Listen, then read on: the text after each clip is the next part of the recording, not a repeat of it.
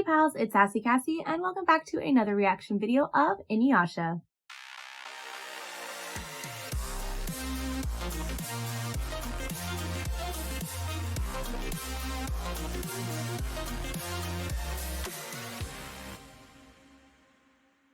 Before we get started, I'd like to thank all of my subscribers and anyone watching this video. Thank you so much for watching and continuing to follow me on this journey.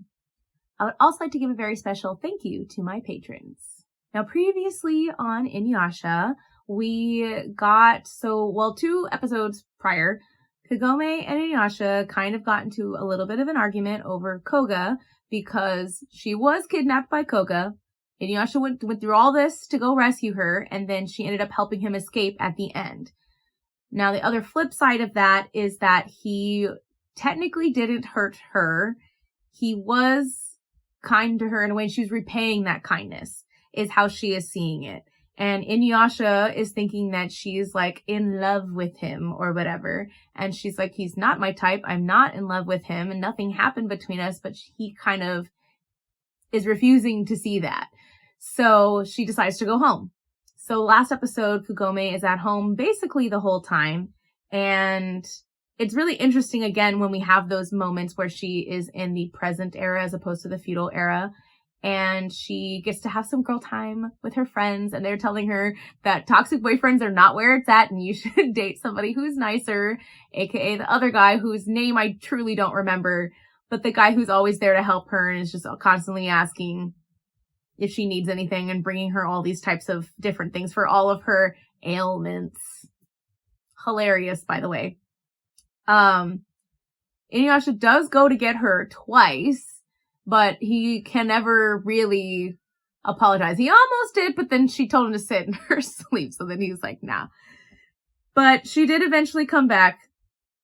She wanted to apologize. She was hoping he would apologize. He wouldn't, but then that kind of got thrown out the window because obviously Moroku, Sango, and Shippo were all there watching, being like, please, please, quote unquote, get back together, but not like in the relationship type of way. Just get back together so we can continue our journey to like make up, be friends again, so that we can start our journey of getting the Shikon Jewel Shards again. So anyway, it was a fun little episode, a really good little interlude between like all of the really interesting push towards development, especially on Inuyasha's end. And I think, honestly, I didn't talk about this, but I think that leading into him not wanting to apologize and being like too proud to apologize, but you know, maybe not being too proud to at least attempt to go get her, but then backed out of it at the end. I feel like that is a really interesting point for his development because, and again, this is what I said, is like someday if he ever does apologize, then we'll know that that's really a good arc from where he started, because obviously he is like fully not willing to apologize. He's willing to go get her, but maybe not willing to apologize. So I'm curious though, because since we've gotten some of their development, does this mean that we are going to get like, are we going back to Shishomaru? Are we going back to Kikyo or Naraku? More Naraku shenanigans? Who knows?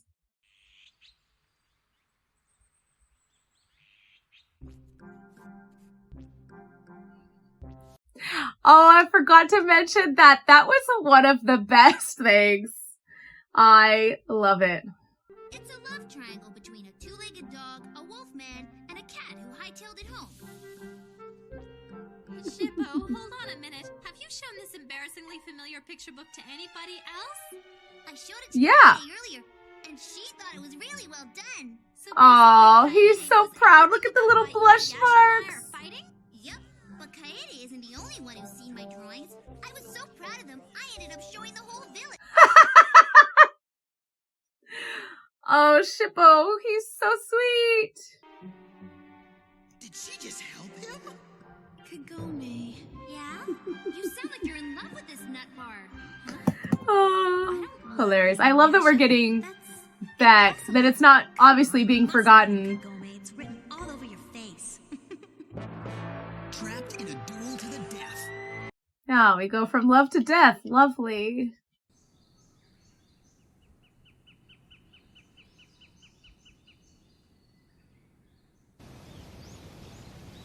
Oh! Oh, we're going back! Did not expect that. I thought we were getting some Naraku nonsense. Look at him.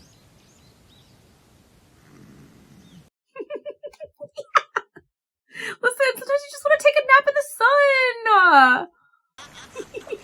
What a bunch of boys. Shut up! That was a dirty trick!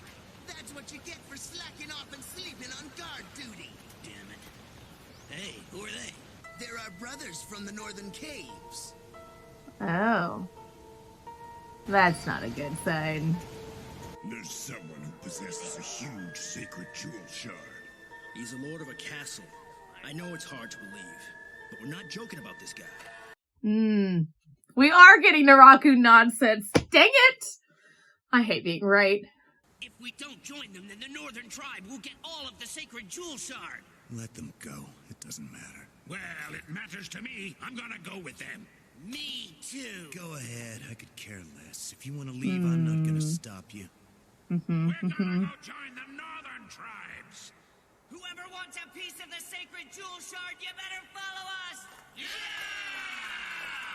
That's not going to end well for any of them.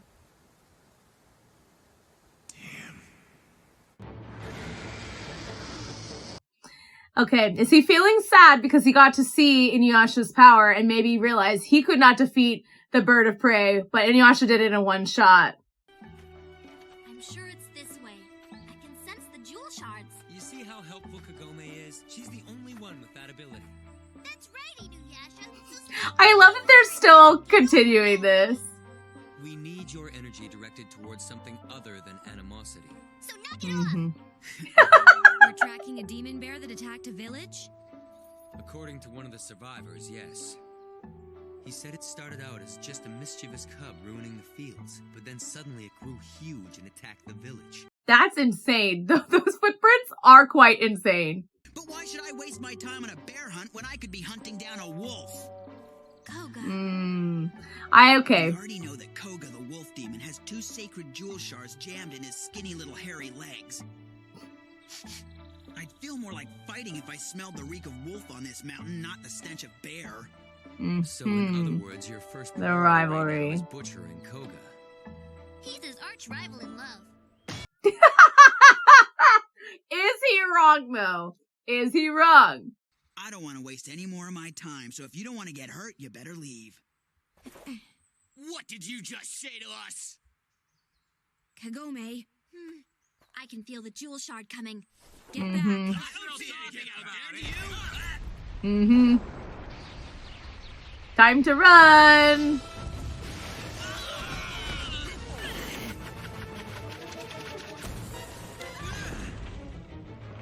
That was cool, though. Way bigger than I expected. Oh no. One jewel shard made it that large? He would make one hell of a bear rug. He might be huge, but he's still got the brain of a bush pig.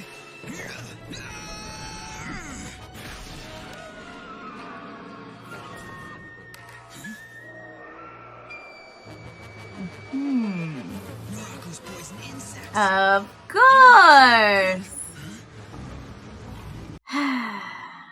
Is this how he's been collecting? Hello.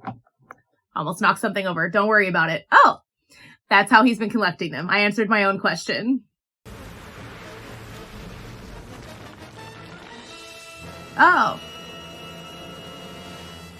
Is it a trap? Okay. Probably. He wants you to follow it. And this time, Are they gonna run into the other wolf tribe members?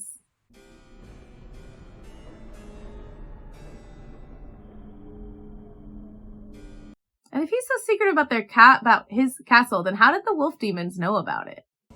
You're planning to lure them here with this?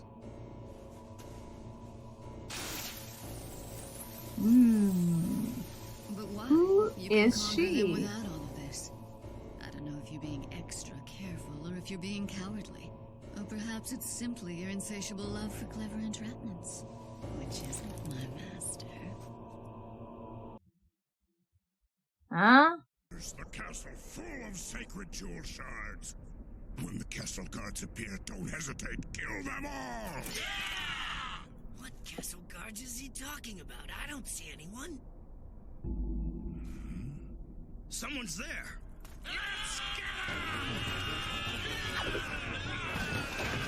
I do fear this is not going to end well for any of you.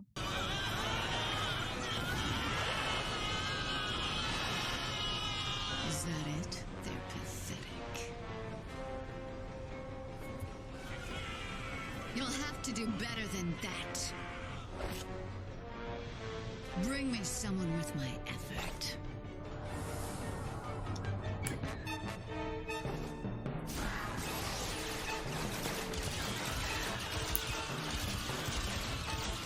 Okay.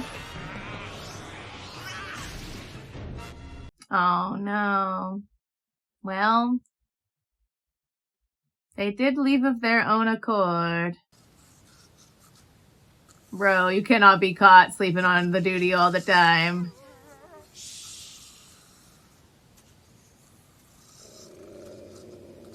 I told him quiet.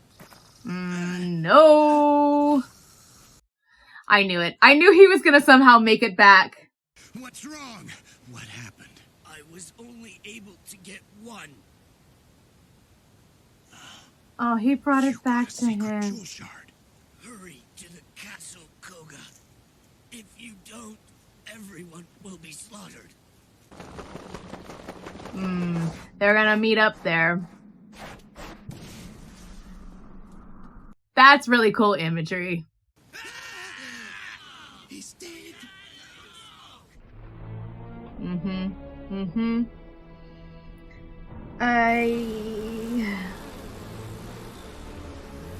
I had a question. And then the dude died and I forgot it.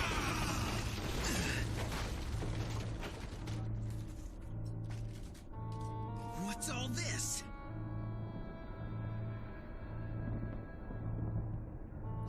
Is Koga gonna think it was Inuyasha though? But more importantly,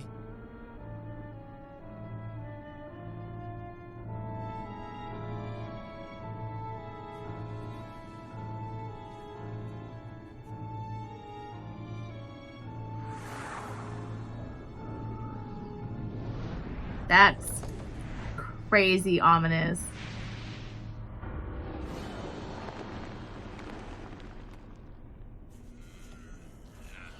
Oh, it's to do the bidding that. Oh no. Oh no, that's how that guy made it that far. It's to lure him. I don't sense any life in these men. Their souls have left them. That means they're undead.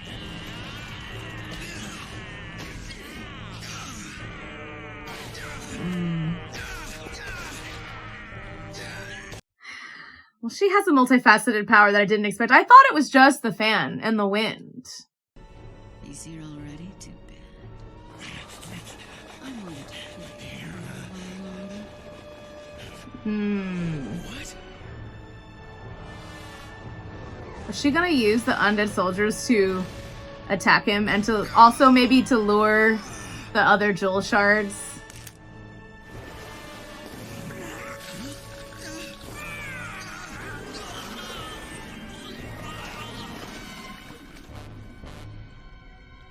What's going This is gonna make him think that that he killed them. Kagome, don't even try protecting that cur. Already dead when you got here.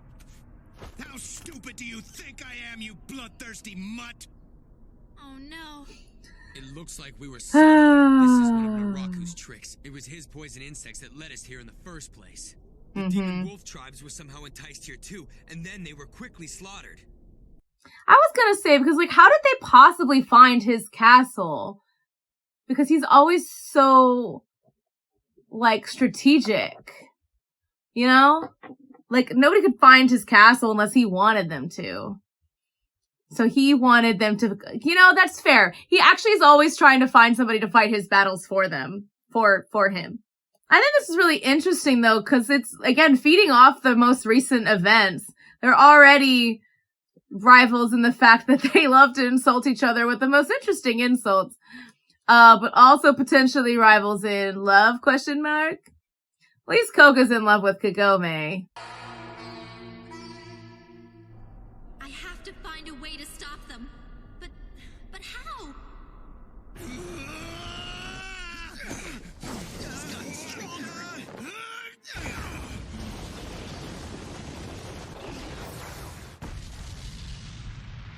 That was pretty cool. I feel like his strength is also being like fueled by his rage. Not because he had 3 before. Unless, you know what? Unless Naraku did something to that jewel shard. But I warn you, this new one's even better. It's got something. Strange light. Is that the glow from the jewel shard? Huh? No, it's darker, and the energy is warped. Then what's it a fragment of?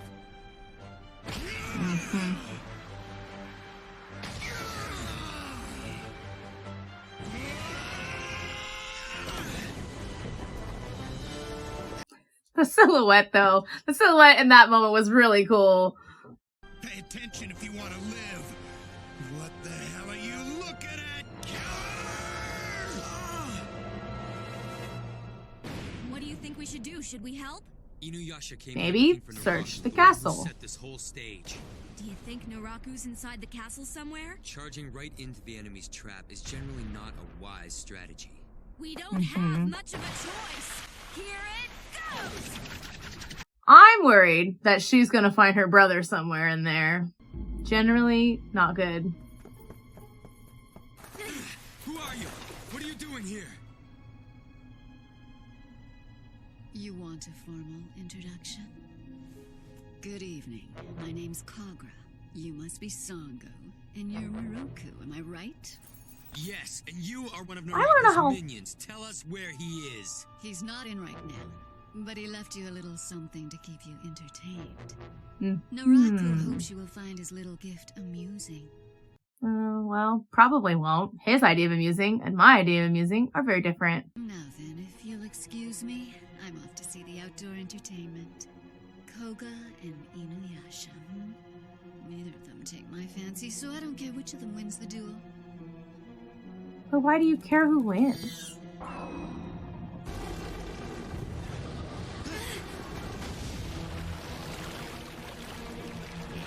Of course, it's a doll of himself.